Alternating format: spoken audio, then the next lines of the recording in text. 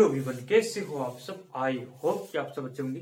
देखो, आज की इस वीडियो के अंदर डिस्कस करने वाले हैं दोस्तों, यूजीसी नेट एग्जाम के अंदर आपके पीवाईक्यू पूछे गए थे पिछले सालों के अंदर, उनको हम यहाँ पर डिस्कस करने की कोशिश कर रहे हैं। पिछले वीडियो के अंदर भी हमने काफी पीवाईक्यू डिस्कस किए थे, वो आप देख सकते हो।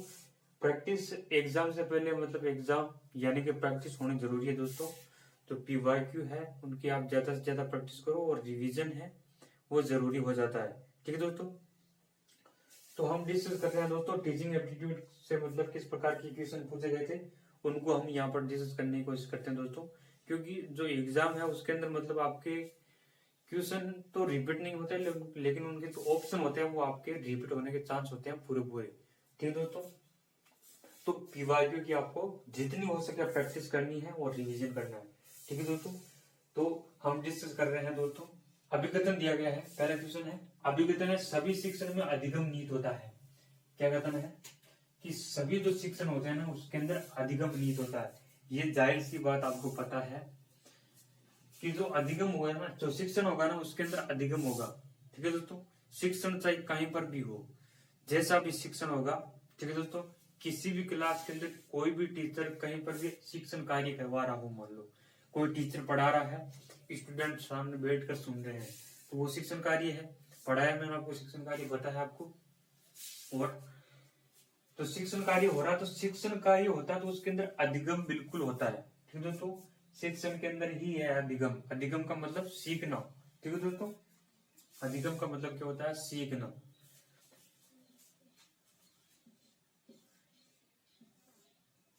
जो शिक्षण कार्य होगा उसके अंदर अधिगम नीत होता है। ठीक है दोस्तों, तो ये बात बिल्कुल एकदम राइट है। और इसका तर्क दिया गया है कि अधिगम को उपयोगी होने के लिए आवश्यक रूप से व्युत्पन्न होना चाहिए। ये बात आपकी गलत है।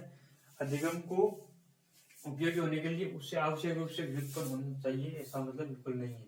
तो ये तर्क है ना, वो आपका गलत है यहाँ पर। ठीक है दोस्तों, लेकिन इसका अभिकथन आपका सही है।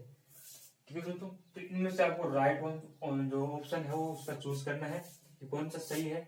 ए और आर दोनों सही है, बी ए और आर दोनों सही है, लेकिन आर ए का सही स्पष्टीकरण नहीं है। ए सही है लेकिन आर गलत है, ये ऑप्शन आपका राइट हो जाएगा यहाँ पर। ठीक है दोस्तों, ए गलत लेकिन आर सही है, तो आपका ऑप्शन है ऑप्शन नंबर सी, ये मतलब सही है यहाँ पर। ठीक है दोस्तों, यानी कि ए सही है लेकिन जो आर इसका जो तर्क है वो गलत है। ठीक है दोस्तों, सभी शिक्षण है उसके अंदर अधिगम नहीं होता है। ठीक है दोस्तों, अधिगम का मतलब होता है आपको पता है कि जानना मतलब समझना, चीजों को ज्ञान ग्रहण करना। ठीक है दोस्तों, अधिगम का मतलब क्या होता है? सीखना। और सीख व्यक्ति है वो कब सीखेगा? जब टीचिंग प्रोसेस होगा, शिक्षण कार्य होगा, तभी वो सीखेगा।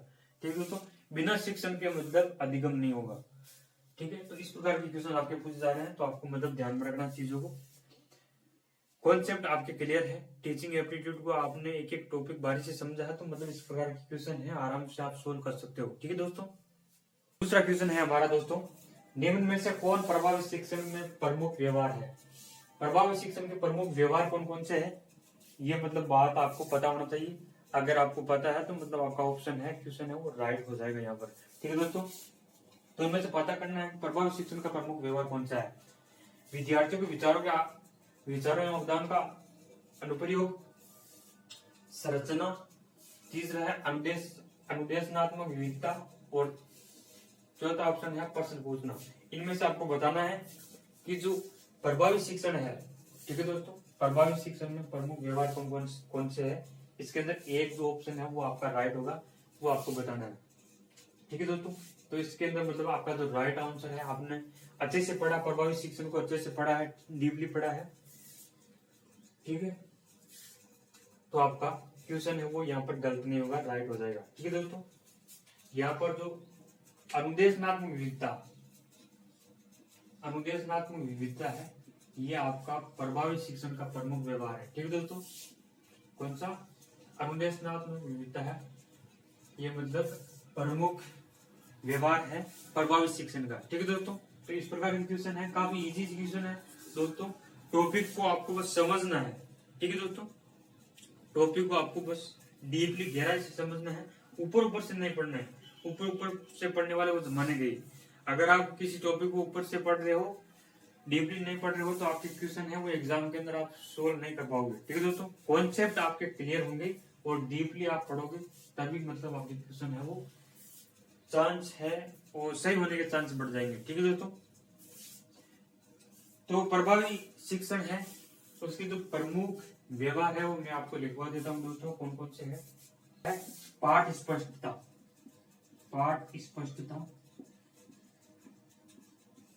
पाठ स्पष्टता, ये मतलब प्रमुख व्यवहार है। दूसरा है अनुदेशनात्मक विविधता,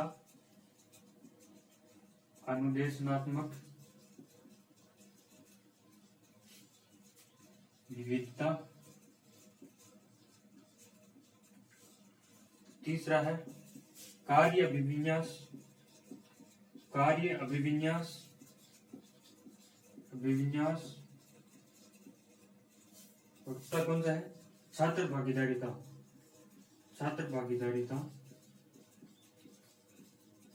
ठीक है दोस्तों, ये मतलब प्रभावी शिक्षण के प्रमुख व्यवहार है, आपको ध्यान रखना। ठीक है दोस्तों, तो इस प्रकार के जो क्वेश्चन है वो आपके मतलब माइंड के अंदर है, आपके दिमाग के अंदर छपे हुए हैं, तो आप आराम से क्वेश्चन को सोल्व कर सकते हो। ठीक है दोस्तों,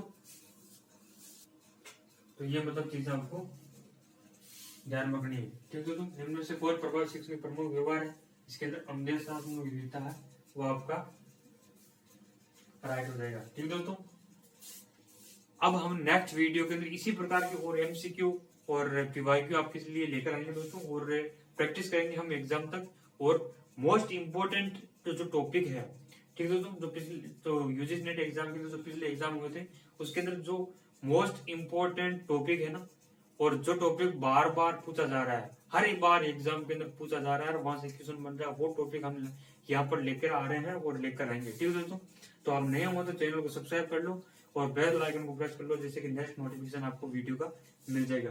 तो मिलते हैं नेक्स्ट वीडियो में, तब तक के लिए wish you all the best, thank you.